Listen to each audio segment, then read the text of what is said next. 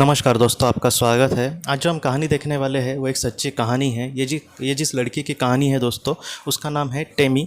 टेमी हमसे ये कहती है कि ये उस वक्त की घटना है जब वो अपने बच्चे को जन्म देने वाली थी। प्रसूति के वक्त में वो ये कहते हैं कि उसको बहुत ही ज़्यादा दर्द हो रहा था और उसके बाद उसको पता ही नहीं चला और वो पूरी तरीके से बेहोश हो गई।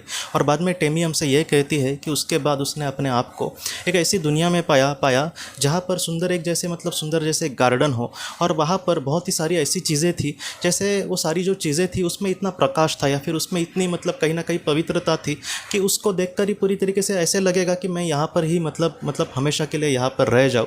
और टेमी ये कहती है कि वहाँ पर मैं जैसे ज़मीन पर घास पर बैठी थी उस गार्डन में सुंदर से, और वहाँ पर दोस्तों उसके बाद उस पर एक ऐसा प्रकाश डाला गया जैसे एक फोकस मारते हैं वैसा वो एक सूरज का कहीं ना कहीं प्रकाश था।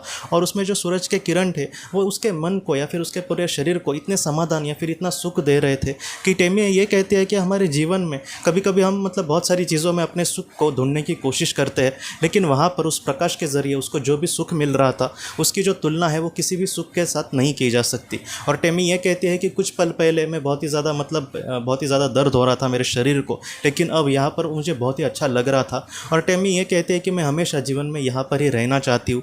लेकिन फिर भी दोस्तों टेमी के मन में उस वक्त ऐसे उस प्रकाश के द्वारा ही ऐसे विचार डाले गए कि तुम बहुत ही कम समय के लिए यहाँ पर हो, लेकिन जब तुम्हारा वक्त आएगा तब तुम इन सारी चीज़ों को बहुत ही अच्छे से समझ पाओगी।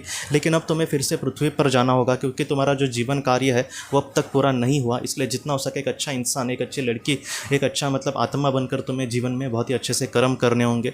टेमी ये कहते हैं कि तब तक वो ज़रा भी आस्तिक नहीं थी, भगवान को वगैरह वो नहीं मानती थी, लेकिन आज कहीं ना कहीं उस पल के जाने के बाद उसको लगा कि उसके भी ऊपर एक कोई शक्ति है और उसको आज वो बहुत ही अच्छे से मानती है दोस्तों। और टेमी बाद में ये कहती है कि जब वो बाद में कुछ वक्त के बाद ही वो फिर से पृथ्वी पर जब आई तब उसने एक बेटे को जन्म दिया था। और टेमी ये कहते हैं कि उस पल ने कहीं ना कहीं मुझे एक नई ज़िंदगी दी, बल्कि मैं कहूँगी कि एक ऐसी चीज़ या फिर एक ऐसी दुनिया मेरे आंखों के सामने आ गई जो शायद सच्ची है। मुझे लगता है कि जितनी पृथ्वी में हमारा जो जीवन चलता है वो जितना सच नहीं है उतनी वो आत्मलोक की सुंदर दुनिया सच है, क्योंकि उसने खुद इन सारी चीज़ों को महसूस किया था। और टेमी बाद में आखिर में हमसे यही कहती है कि दोस्तों कि वो जो दुनिया है वो इतनी सुंदर है कि उसकी हम कल्पना भी नहीं कर सकते। इसलिए जितना हो सके हमारे जीवन में छोटे मोटे सुख को देखने से अच्छा है कि हम अच्छे कर्म करें। अगर हम ऐसे कर्म करेंगे तो उस दुनिया में हम बहुत ही खुश होंगे। तो ये जो टेमी की कहानी है दोस्तों वो कहीं ना कहीं हमें यही सिखाते हैं कि हमारे जीवन में अगर हम अच्छे कर्म करके आगे बढ़ेंगे तो ऐसी जो लोग हैं उनके आत्मा का जो विकास है अगर वो जितना ज़्यादा हो सकेगा उतनी ही अच्छी दुनिया में वहाँ पर वो रह सकेंगे। इसलिए जितना हो सके अच्छे कर्मों के साथ अपने जीवन में हमें आगे बढ़ना होगा दोस्तों। तो दोस्तों हम अपने अगली वीडियो में किसी नए विषय को लेकर मिलेंगे। तब तक आप अपने परिवार का ख्याल रखना। आपका बहुत बहुत धन्यवाद।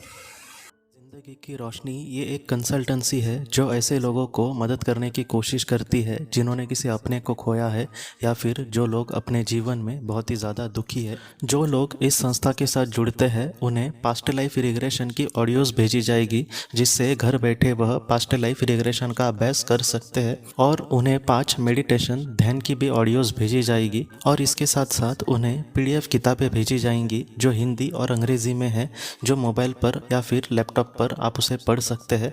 और 10 ऑडियो बुक्स भी आपको भेजी जाएंगी। तो दोस्तों अगर आप इस संस्था के साथ जुड़ना चाहते हैं तो कृपया इस नंबर पे व्हाट्सएप मैसेज करें। आपका बहुत बहुत धन्यवाद।